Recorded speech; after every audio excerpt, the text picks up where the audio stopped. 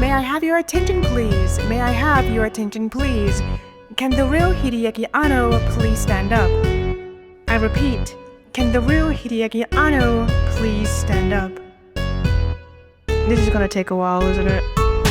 Manga and anime creators are at the whims of their own audiences. Well, except for those in the West. They really couldn't give a crap about us, and part of the West's fandomhood is trying to bridge that gap. Pirating material reserved only for the Japanese, buying merch while spamming different yen to USD conversion sites, and obviously showing love through fan art conventions, the works.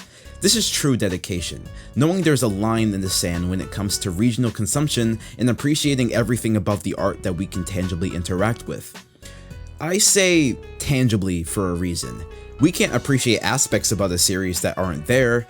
That would be ridiculous.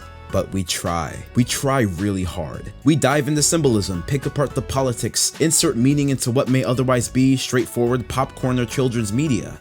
And while there's nothing wrong with this at first glance, because picking apart a series you love is just kind of par for the course, there is a question that does need to be answered when participating in activities like this. Do these stories even deserve it? We're, what the kids call LARPers. Plain and simple. We are uplifting our own supposed knowledge of culture upon belief systems we can never possibly entirely understand. We are trying to assess the story's inner workings by stepping into the shoes of whoever might be on the other side. But for what? While this is a valid expression of love, it's also a sign of delusion. Delulu, even. I would know. Let's put aside how people act towards others who may not agree with their assessments about a certain piece of media. My focus is on the material being microscoped, because in my opinion, looking deeper into something reasons that the something in question warrants it. But again, in my opinion, 9 times out of 10, that something never does. That something is usually void of anything that would depict a well put together story. That something is often conservative, bigoted, or just generally harmful to certain groups of people. People that we know certain groups of Easterners have never had the best history with.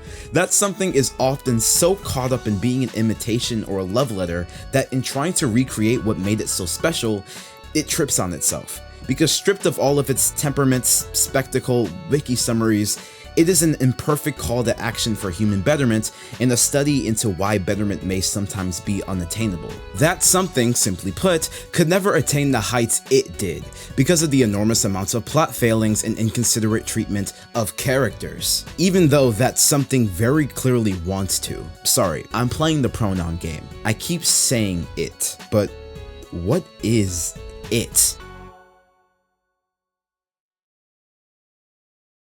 Can I ask something? What the hell is Evangelion about? No, really, call me a normie all you want, I am, but Gainax and their offshoot Studio Trigger have been a mainstay in my anime top 10 ever since I first got into the medium. And with their first real hit celebrating its 30th anniversary, you would think this would be an easy question to answer at this point. But because of Ava's vast cast and crowded messaging, what Evangelion means is gonna depend on the person. I'm serious. What connects with you?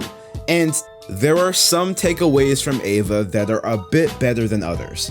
Like, for example, if you like Ava because simply it's just a good action-packed mecha anime, I'm not saying you're wrong, I'm just saying that maybe you might be a little too Michael Bay pilled, which is fine. I like some of the Transformers movies, but what the f do they know about the human condition? Look, I just think Ava is about so much more than the action, and to be honest, I think its more action-focused arcs are when Ava is at its weakest narratively. But whatever, right? Who cares if you're watching Neon Genesis Evangelion for the raw tax? If you think it's cool, then it's fine, right? Yeah. But art is a cycle. People whose only takeaway was Ava's more meat-headed aspects are now writing battle manga. Kids that watched End of Ava and were traumatized by the planet tumbling down are now just inserting Third Impact-esque events into their stories with no regard for what made the Third Impact work in the first place. Like, I hope I'm not being a dick by saying you can't just put a giant Q creature into outer space to signify the impending doom of the human race and expect it to be as meaningful as what Eva tried to do. As usual, the only battle manga that I've read to come close was Fullmetal Alchemist, where a pseudo-man tries to become a pseudo-god. Outside of Shounen, I think of Kaneki turning into a giant bug because literally in his head, what else is he supposed to be? And that aspect of Eva influence in the West hasn't escaped me. I'm sure Homestuck and its many sons have like 50 third impacts. But with every dark Gaia, there's the rumbling. Eren's psyche is messed up, realizing that the world is full of enemies. We skip 4 years of context for what that thinking could have done to him, only for him to come back, become evil, and also a time traveler. You had that whole bit in Fire Force where...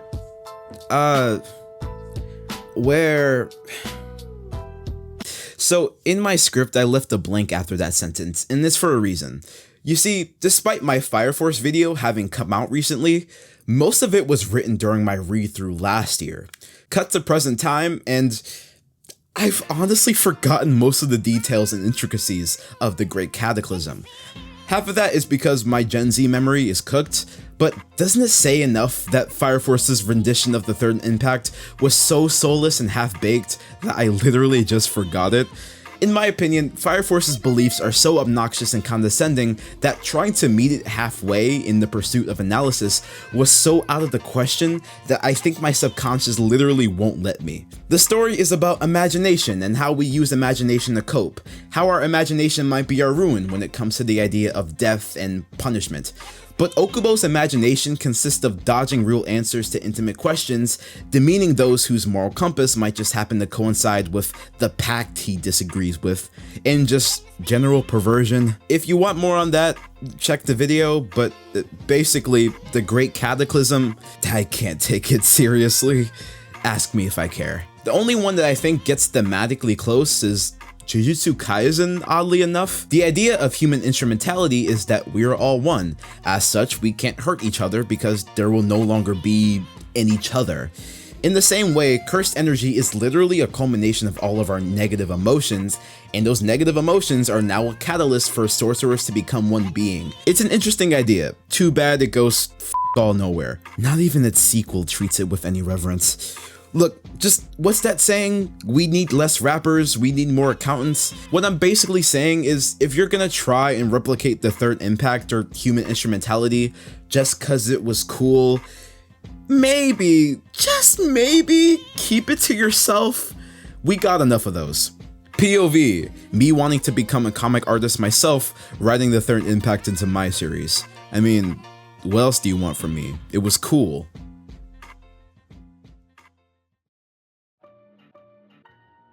Okay, so Eva isn't about its action set pieces. Maybe it's about the symbolism. I did allude to the fact that there was more going on under the surface. Then don't worry, I'll keep this part short since it's a topic I always come back to.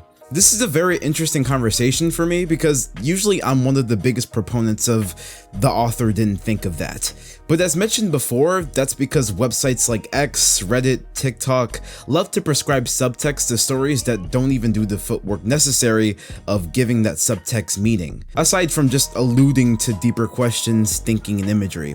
I use this term a lot, but it's set dressing. However, Eva, in my opinion, does have actual writing that makes the subtext more than just allusions to something that's somewhat fake deep. But, the author doesn't seem to agree with that.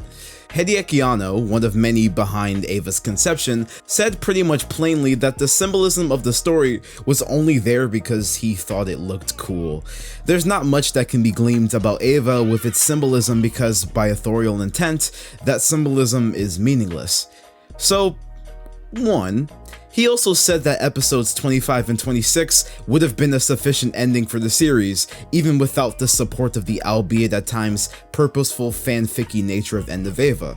Sometimes us creatives aren't experts on our own work. I say that because, in my opinion, intentional or not, the Abrahamic nods the series uses actually uproots the themes of the story. I mean, there's the idea of rebirth, ontological paradise, the plot revolves around children of destiny being pillars of humanity's salvation. pretty sure half the imagery came out of the Book of Revelation. The idea of sin and how it hurts relationships. I mean, there's a motif of characters literally calling for a savior. Ava's symbolism isn't like multifaceted, but it's definitely there for those who want to enrich their experience. Now, does this make Ava good? Hell no! It's merely a cherry on top to a story that already gave its themes time to develop beyond just the subtext. After all, why would anyone dive deeper into a story that doesn't do the bare minimum of giving its audience a reason to? Whether it be Fire Force wearing the skin of religious imagery even though it demeans the very concept of religion and diverts into Soul Eater nostalgia bait to dodge some of its deeper questions, AOT fitting the structure of a lot of philosophies revolving around freedom, while not letting us be acquainted with the freedom its characters have learned to be desperate for during the 4-year time skip, while also ensuring its cycle of war will make freedom inaccessible to later generations. Anyway, a lot of anime manga do not have the capacity to be as profound as I think Ava is, or even their other influences, because they either make no time for developing that deepness, or the story is such a mess that its own deepness contradicts itself or becomes alienating. Even still, like I said, by Anno's own admission, Ava is not about its symbolism. Jesus, I'm never gonna get to the bottom of this series, am I? When it comes to Ava clones in the modern day, they say nothing has come close as Chainsaw Man. And they're right, in all of the wrong ways. When I talk about people who have interpreted the series somewhat incorrectly, Tatsuki Fujimoto is... Look, I believe Fujimoto is smarter, more creative, and more intuitive than the average shonen battle mangaka. So he was able to pick up on more things than just the cool fights or the darker tone.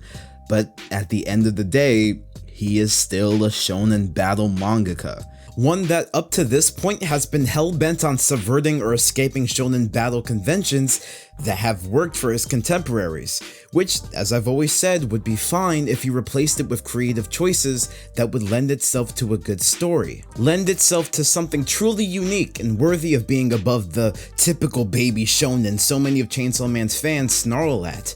And in the end, I just don't think that it did. In which case, maybe Fujimoto would have been better off just copying Togashi, Toriyama, or Kubo. Chainsaw Man's ending takes place in an alternate reality, one where the trauma suffered throughout the series, or the characters' pillars of being, are out of the picture, and the characters can finally live better lives. Kind of like, say, episode 26 of Evangelion, or even the rebuilds afterwards. I mean, in episode 26, there is an alternate reality where the kids aren't fighting mechs, but the troubles of school life. Their only impending doom is a bad grade, and the self-serious introspection is replaced with them fulfilling their classic anime archetypes. A much happier existence. And this is something that Fujimoto tried to emulate. He fails. Chainsaw Man's ending isn't a manifestation of what life would be like had the characters accepted their right to live, or a life the characters could have had outside of their bestowed cosmic purpose. It is their present, which takes the metaphor and makes it literal, which of course generates even more confusion than Ava did. Someone compared it to the ending of Sonic 06, and actually that's the most palpable comparison one could make. Cause Sonic 06 was bad, and like Chainsaw Man, instead of dealing with the horridness of its own plot, the ramifications thereof, or resolving plot lines in a meaningful way, it's almost as if Fujimoto himself thinks the story is so broken beyond repair that the only way to mend things would be a reset. But Sonic 06 at least has the advantage of being a video game franchise where canonicity is strenuous at best. Chainsaw Man has so many plot lines to resolve, like Power's whereabouts, even Reze's whereabouts, Nayuta's purpose, the characters of the Four Horsemen, Asa's fears, Denji's virginity even, literally Armageddon, most of the supporting cast. Like, there's genuinely so much. And granted, it's a lot like Ava in that way, where there's a lot of lore that's left on the table, world building left on the table, spectacle left on the table, etc. But even so, yes, episode 26 bypassed a lot of things, but it's not like ultra psychological tangents and retrospection were out of left field for the series. Much of the later half of Ava is very much the sacrifice of blood-pumping action for slower, overly dramatic word vomits about how our character thinks and feels. Episode 25 and 26 were just an extension of that. Chainsaw Man's ending comes out of left field because sure, Fujimoto is known to bake subtlety and emotional sensitivity into his writing, but it's never been as symbolic as the finale was. I really don't want to make assumptions about people from a culture I have no connection with, but Jesus, does it seem like Japanese people have a Stockholm relationship to their work culture. Pochita literally tells Denji that he was happier when he had no money, food, and was damn near dying.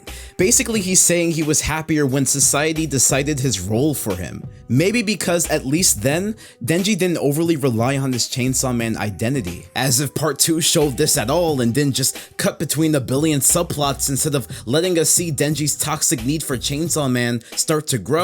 But even if that was true, is Denji seriously happier without his persona? I just find that hard to believe.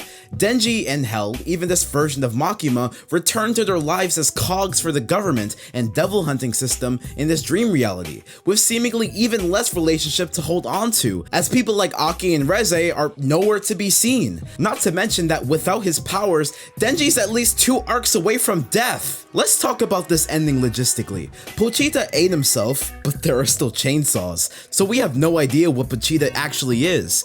Power comes out of nowhere to save Denji. Makima is Nayuta but still works for the government. None of this new reality makes sense. But you could say, well, this is a Denji-centered reality. Pochita metacontextually erased Chainsaw Man as an identity, so Denji can rely on himself. Kind of like how Shinji shouldn't think his only worth comes from piloting a robot, this new timeline is meant to show just how much Denji has affected other people outside of Chainsaw Man. Which is why it's not a reset, as those relationships are still intact and the characters can still feel that they happened.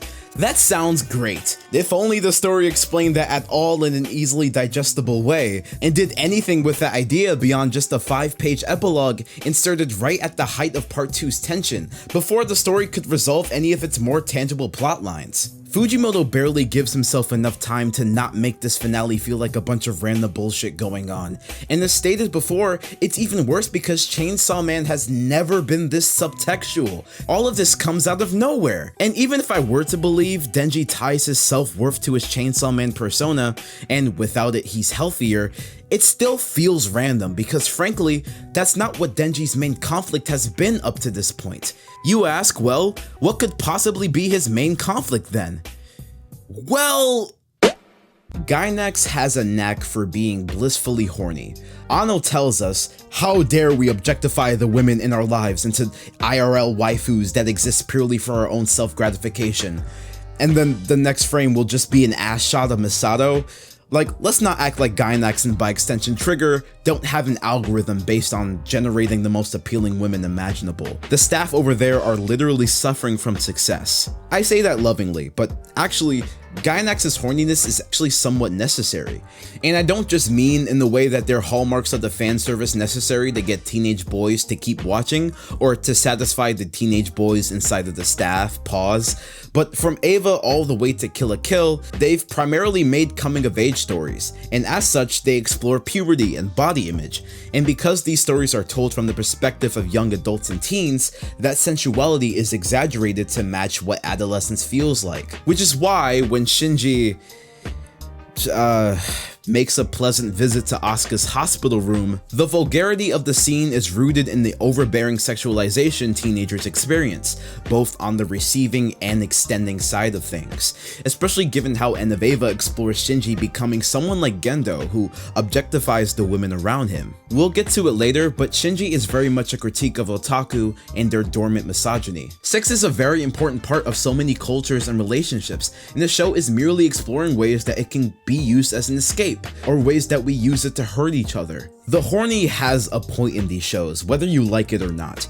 If you took all of these sexual themes and sensual presentation out of the story, with ranging exceptions, none of anything would work. I cannot say the same for other battle shonen. Tamaki does not have to be molested by the camera in order for the story to work. In fact, for as seriously as Fire Force wants me to take it, it would be a great service if all of these scenes were Control-Alt-Deleted.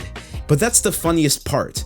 Gainax shows are filled with serious, introspective, and interpretive moments, but most of the time they act on cartoon logic. They embrace their medium and demographic and don't try to be the next religious text. On the other hand, the events of Fire Force are literally the religious text of Soul Eater, and somehow we got fuckers alive on Earth's ecosystem who believe Fire Force is better than Kill la Kill in that regard. God, just fucking shit me, man. Stories like Fire Force can talk all this shit about how sex is necessary, horniness should be expressed freely, and if you disagree, then you're either jealous or a prude, but that is simply moving the goalpost. The bottom line is, you take an act that is intimate, deeply psychological, romantic, or the culmination of years of self-questioning and experimentation, and use it as a way to get a bone from yourself or the audience. And sure, that might also apply to Kill la Kill, but at least it makes that intention obvious and calls attention to how funny it is. Okubo thinks it makes the story deep!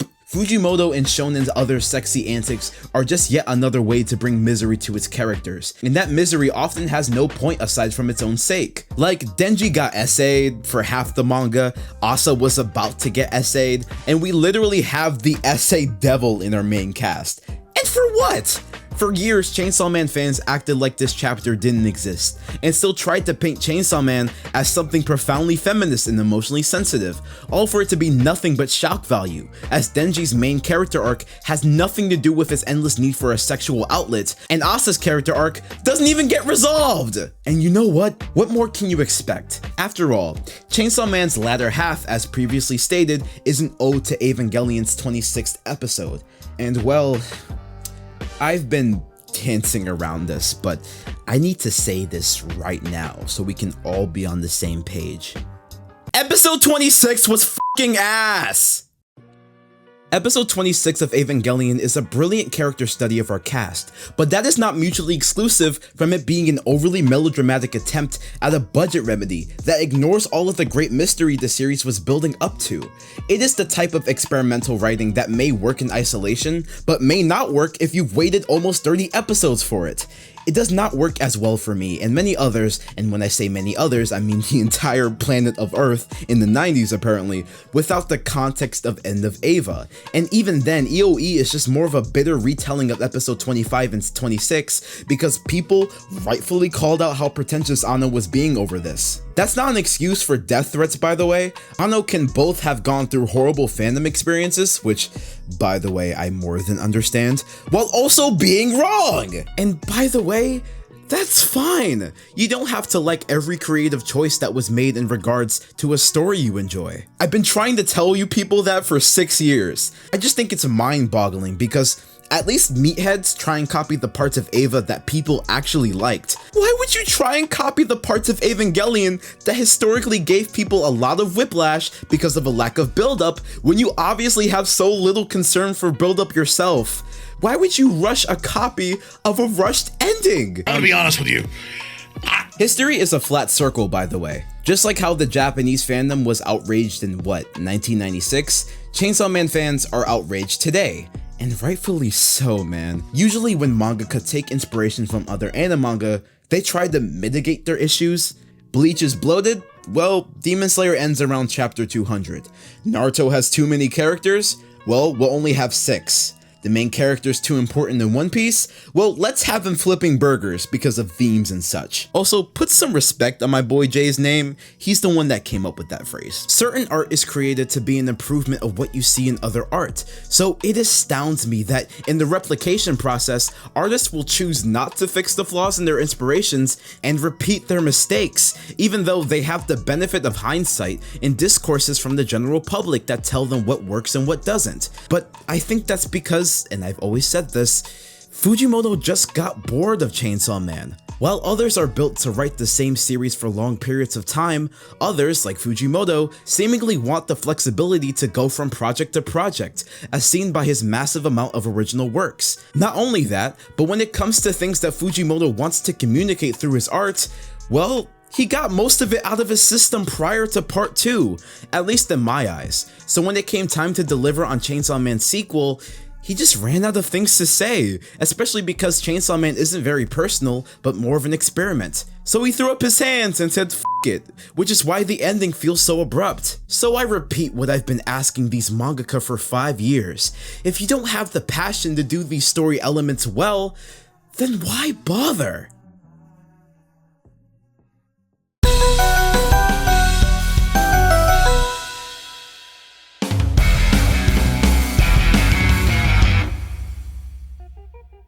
In a video a few months ago, I covered what I like to call the loser epidemic, the phenomenon modern media in general, specifically those of the action variety, have towards torturing or belittling their protagonists for the sake of some greater thematic despair, or to garner pity for what is essentially a self-insert. Shinji Ikari is first and foremost a self-pitying whole of codependency, the human embodiment of inaction, floating around from relationship to relationship, hoping that someone, one person, anyone, will give meaning to a life he deems meaningless. And when he doesn't get that, well, he plunges the planet into the Book of Revelation. However, Shinji is not the archetype for the loser main character. He is nothing more than an audience surrogate and a criticism of otakus as a whole, in the systems that create such needs.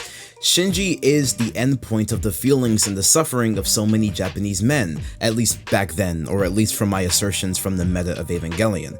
And honestly, it's an endpoint any male could identify with, especially in this post-4chan right-wing internet space. Frozen into an iceberg of self-loathing, waiting for someone else to pull him out of it, feeling self-entitled to that, but not making steps to actually build meaningful relationships that could foster that. Because the people in his life are not actual people to him. They are only objects put on this earth to help him. But a person like that only really exists because he's been put in the system in a work culture that tells him that he's correct for accepting he's nothing more than a cog in the system. I say all of that, but come on, let's be for real. He is a loser main character, and as stated before, he's a self-insert. But I guess in my eyes, he doesn't suffer for suffering's sake. Rather, his suffering is rooted in critique and relatability. Relatable struggles and a critique for those who deny that that struggle exists, and people who vent at Eva for not being a pure escapist fantasy. Chainsaw Man was at one point an earnest coming-of-age story, but at every turn, it's almost as if Fujimoto hated his own characters. He'll demean them, violate them, tell them they were better when they were suffering, and use their bodily autonomy as a choke. Or worse, he'll just kill them. And none of this is profound, none of this is liberating or progressive. And again, none of this needed to happen, but animanga today are so desperate to look deep that they'll do anything to distract from how vapid they actually are, even if that means dehumanizing two characters at the same time for what I can now confidently say was just for shock value. Oh, and don't get me started on Yuji's cog mentality never being put to rest until he's retirement home age. That might be something I might cover in another video, who knows. And Fire Force? It's so desperate to use its characters as nothing more than ragdolls that it actively calls you out for thinking it simply does too much and is creepy. When Evangelion characters suffer, it's to tell a story, to invite projection and say something about why we are so broken and incapable of extending or receiving love. When its son's characters suffer, it's nothing more than something to just jerk themselves off to, intellectually in Gege's case, but the other two, well, I don't think that needs to be said.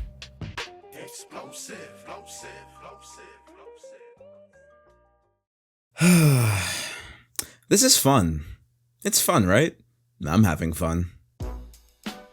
Eva isn't perfect. There are some ideas that even in 30 years haven't been conclusively extracted from the series. But because of its characters, the time it takes to truly explore them, the sensitivity it moves between topics, the love it shows for human beings as a whole, and the overly convoluted ways it expresses the pain that we can all empathize with, all of the debates over what Evangelion truly means has always been worth it to me. I can't say the same for these other series. The stories are vague and weightless, the writing seems to insist upon itself, and there's just such a devil-may-care attitude with comments regarding culture, politics, the self, and life as a concept.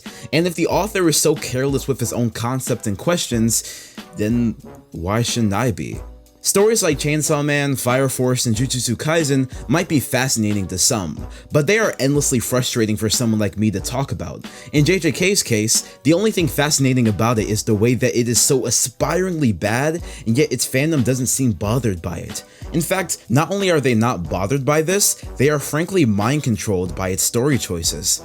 It doesn't matter what Gege does, he can abuse the women in the story, give his characters miserable, undeserved endings, can leave plotlines unresolved, he can make the power system as caloric as he possibly can. He can make his story a fanficky stan letter to Kubo and Togashi, and they aren't bothered. Will they ever explain why they like the series? Will they ever assert a point derived from their own love and not just a regurgitated talking point or a compliment for a plotline that is nothing more than implied subtext? No, they won't. Because that's not how mind control works. Mind control doesn't give logic. It doesn't give you reasonable arguments for finding affection in something. It doesn't give you anything concrete to latch onto.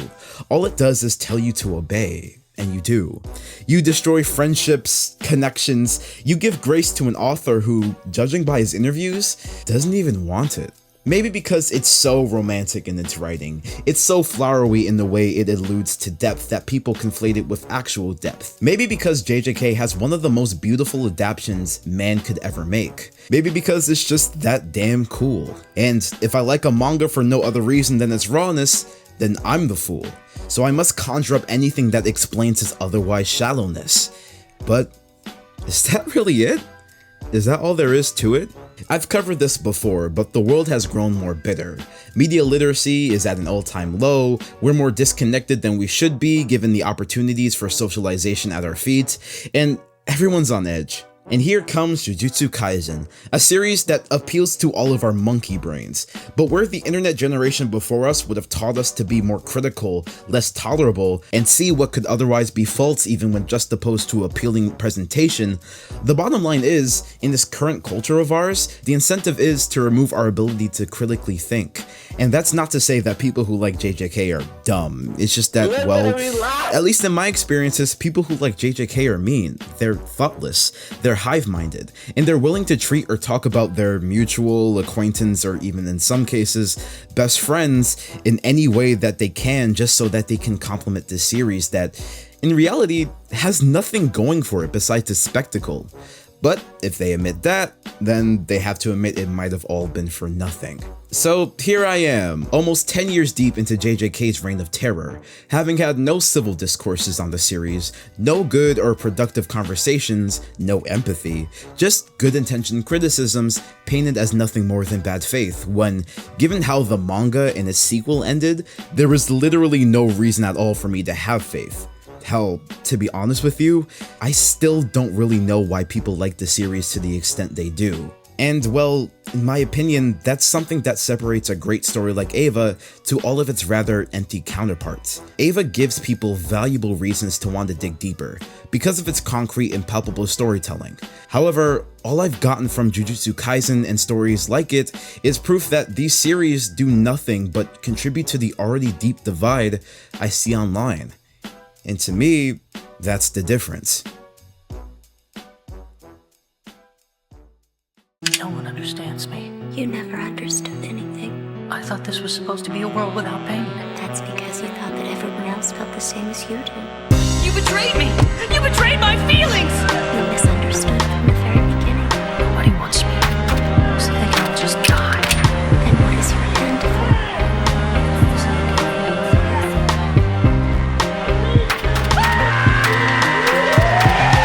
Maybe I wouldn't think this way if the characters had substance, if these stories didn't trade character for action set pieces, if these stories weren't such a pale imitation of things that didn't even work in their own context, if it gave time for the fleshed out themes to make something out of the symbolism.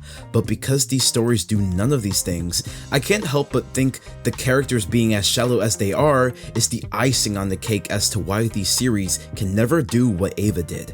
And as such, I can't get any other insight from these stories other than the authors just love trauma porn or love assertions to fake deepness. These stories do not delve into the psyche of its characters enough. it wants to, but as I've stated before, it can never truly commit. All you really get is a bunch of sad characters walking around exclaiming why they're sad, but that surface level depression is never even made time for, as most of these stories skip the deeper character exploration needed. People clown on Ava's first 14 episodes, and yeah, they're not all bangers, but surely you feel the difference, right?